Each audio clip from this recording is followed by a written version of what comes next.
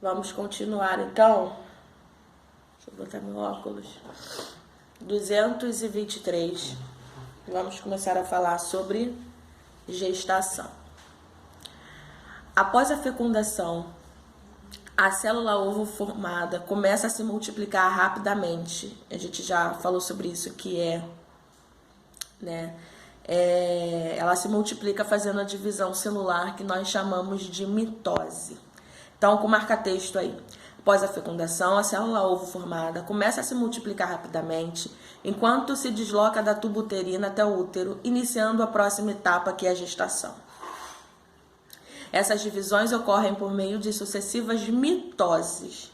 Mitose é um tipo de divisão celular que não resulta na redução da quantidade de cromossomos como na meiose. Então, vamos lá. A mitose é uma célula com 46 cromossomos e ela origina outra célula com 46 cromossomos. A meiose, a gente lembra que quando ela dividia, ficava 23 para cada lado, né? E a mitose não, ela divide. Então, se eu tenho um celular com 46 cromossomos, ela vai multiplicar em outro celular de 46 cromossomos e outro celular de 46 cromossomos, tá? E aí acontece isso aqui. Então, nós temos a célula, né? Dentro do óvulo, onde foi fecundado. Então, o esperma ele entrou aqui e cria a primeira célula. E aí aqui ele faz a mitose e uma célula igual. Se multiplica, né? Depois de 4 dias, um novo indivíduo em desenvolvimento ele vai chegar no útero. Então, o que acontece? Geralmente, né, encontra-se lá nas trompas. Não tem aqui? O óvulo não sai daqui? O óvulo vem pra cá, para aqui, né? E aí o esperma ele sobe, vem até aqui.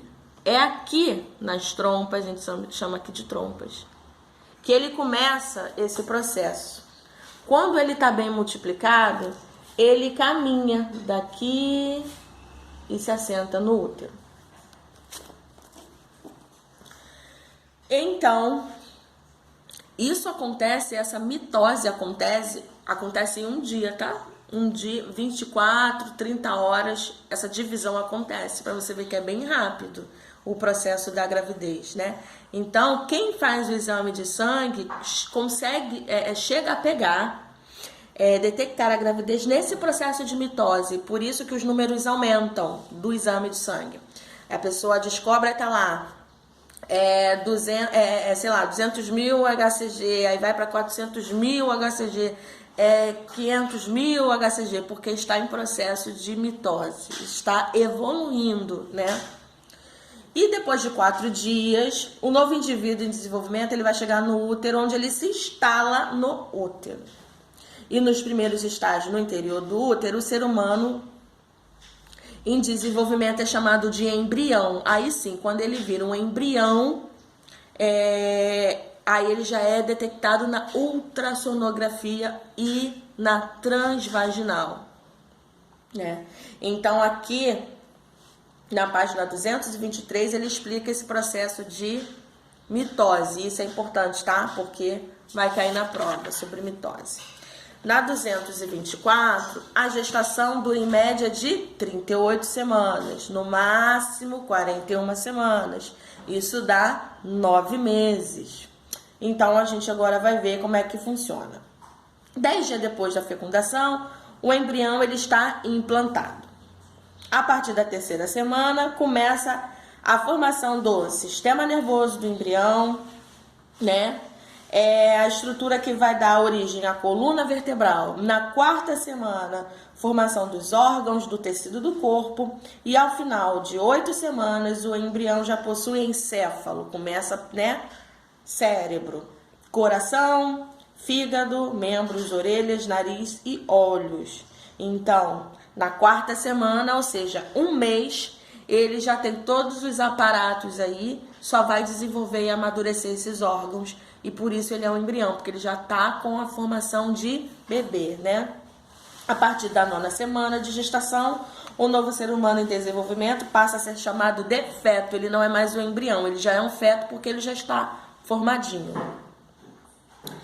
E até o final da 9ª semana não há diferenciação da genitália masculina e feminina. Ainda não dá pra gente saber, depois de 9 semanas, ou seja, 1 mês e meio de gravidez, ainda é cedo pra gente saber se é homem ou se é mulher. Ainda não tem como, né? E aí agora a gente vai ver um pouco do feto, né? Então aqui no número 1 a gente tem o cordão umbilical, que é por onde ele respira, tá? Então lá dentro da barriga ele não respira pelo nariz, ele respira pelo cordão umbilical, né? A gente tem o córeo, que é uma estrutura que vai circuncidar o embrião, né? A gente tem o saco vitelino, que é a estrutura que transfere os nutrientes da mãe para o bebê. Nós temos a placenta, que é onde ocorre essa troca, né? E também respiração entre o organismo materno e o embrião. E a gente tem o âmnio, que é a membrana em forma de saco cheio de líquido amniótico. Então, o que acontece? O neném, ele cresce dentro de um saco, que é o saco amniótico. Dentro desse saco amniótico, a gente tem o líquido amniótico, tá? Então, ele fica o tempo todo dentro desse saco com líquido. Por isso, ele respira pelo cordão umbilical, senão ele morreria sufocado. E aí a gente vai para 225 para ver a etapa, né? Então, por volta de 12 semanas, os olhos estão terminando de se formar, os membros estão completamente formados, e aí nessa fase já é possível a gente ouvir coração, né? O batimento cardíaco do bebê. Na 26ª e 29ª semana, o feto já tem a capacidade de respirar o ar atmosférico, ou seja, ele já está com o sistema respiratório ali pronto para quando nascer, cordão umbilical ser cortado e ele poder respirar pelo nariz. Xena, por favor. No final do período embrionário, ocorrem os primeiros movimentos, ou seja, é somente a partir da 17ª, eu pulei aqui, né? Era da 12ª para a 17ª. Então, vamos voltar aqui. Da 12ª, a gente indo para a 17ª, a gente consegue sentir os movimentos. Então, é quando a mulher sente o primeiro chute que o bebê dá dentro da barriga. E depois a gente vai para essa 26ª e 29ª semana, que é quando ele consegue respirar por conta própria. Ele já tem a capacidade, mas ainda não faz isso porque ele está ligado ao cordão umbilical. E aí, com 30 semanas, os olhos já estão abertos e eles já reagem à luz, né? O feto ele ganha peso, principalmente gordura, a pele fica de forma mais esticada, porque como ele era um embrião, é tudo enrugadinho. Então, conforme ele vai crescendo, a pele vai se esticando, né? E aí, nós vamos falar aqui na 226 sobre a questão dos gêmeos. Em alguns casos de gravidez, pode ocorrer a formação de 2 ou mais embriões. Quando isso acontece, nascem os gêmeos que podem ser idênticos ou fraternos. A gente tem gêmeos, trigêmeos, quadrigêmeos, né? Os gêmeos idênticos são aqueles que se formam a partir de uma única fecundação. Ou seja, é um óvulo fecundado por um espermatozoide. E durante as divisões, lá naquela parte de mitose, ele se divide e ao invés de formar um embrião, ele forma 2 embriões.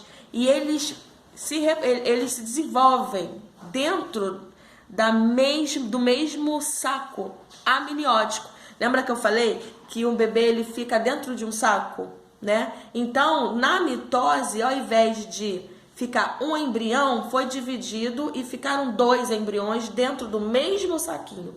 Quando é do mesmo saquinho, da mesma placenta, vai ser gêmeos idênticos, né?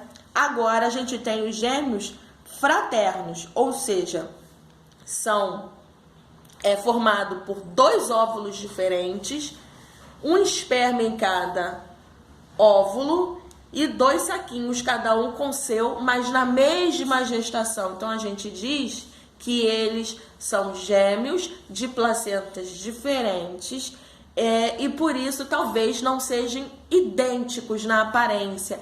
E aí é quando tem mais chance de ser menino e menina, né? São gêmeos, mas não são idênticos, né? Um é menino, o outro é menino, podem ser parecidos, mas idênticos não. Para ser idêntico, igual, aí é da mesma placenta. Quando não, a gente fala que é gêmeos fraternos. E 227, pré-natal. Assim que a gente descobre, que nós estamos grávidas, as mulheres, a gente precisa começar a fazer o pré-natal. O que é o pré-natal? O pré-natal, ele é o acompanhamento da gestação até o parto, né? Então, a gente faz uma série de exames, a gente acompanha o desenvolvimento do bebê, a gente começa também a ajudar, né, o nosso corpo a estar preparado para o parto. Então, não pode engordar muito, certo? É engordar 1 quilo ao mês, né? A gente tem vitaminas que a gente precisa tomar. E aí a gente acompanha por ultrassom e tudo mais. Então, aqui ele vai falar que nós fazemos diferentes tipos de exames. Exame de sangue, exames contra as doenças. A gente faz as ultrassonografias, a gente não pode beber, não pode usar droga, né? Remédio só indicado pelos médicos, a gente tem que controlar peso.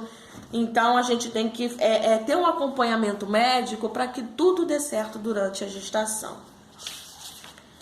E nós temos o parto, na página 228. A gravidez termina com a saída do bebê da placenta por meio do parto. A gente tem parto normal e nós temos a cesariana. A cesariana é a retirada do bebê por meio de cirurgia, né? Então, faz uma abertura na barriga da mãe e retira o neném.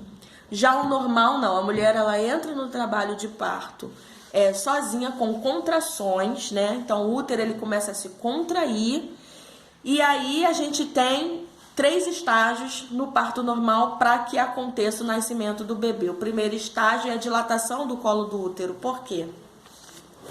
O bebê ele está aqui dentro, essa parte precisa abrir para o bebê para passar, tá? Então a contração é justamente a dilatação, porque o corpo está dilatando para o neném poder passar.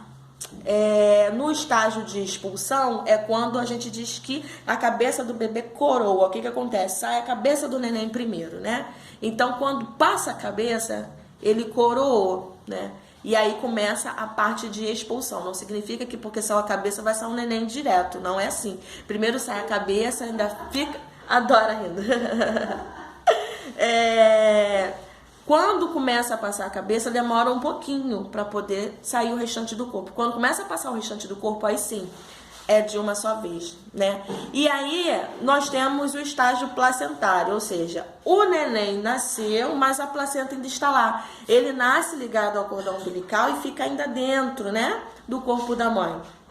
Então, ela continua com as contrações para expulsar essa placenta.